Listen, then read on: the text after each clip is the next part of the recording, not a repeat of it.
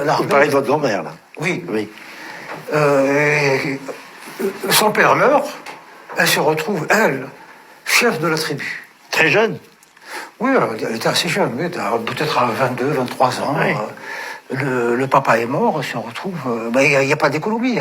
Les moutons ont été rasiés, il n'y a plus rien. Il faut bien vivre. Et elle s'est avérée une femme d'affaires internationale, parce que ce qu'elle avait en Algérie, c'est pilote. Hein. Il y a le Maroc.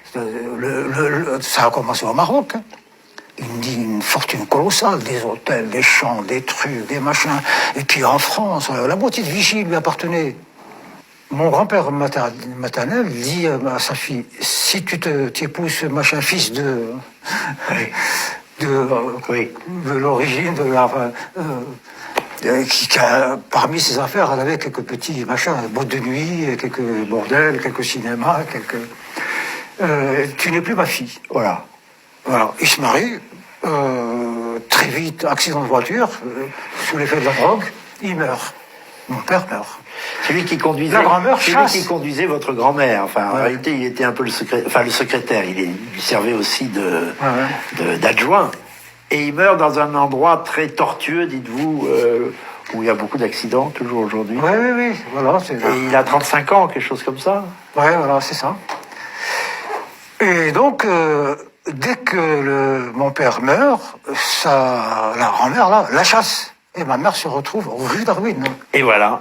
Elle arrive Dans un à petit Alger, quartier elle ne connaît d'Alger. personne. Son mari vient de mourir, elle a 3 enfants, elle ne sait pas quoi faire. Elle dort dans la rue sur un carton. Alors que la veille, elle dormait dans un palais là-bas. La chute. Et donc, on lui indique un endroit, on dit qu'est-ce que je cherche un truc pour dormir, mes enfants, un truc. Il y a quelqu'un qui lui dit écoute, il y a la synagogue, ils ont une pièce là-bas, va voir le rabbin. Et donc elle va voir le rabbin, un rabbin super gentil. Cette synagogue ne fonctionnait pratiquement plus, les juifs d'Algérie n'ont jamais été très pratiquants. Et donc il dit ah madame, il n'y a pas de problème, je vous donne cette pièce là-bas, vous l'occupez.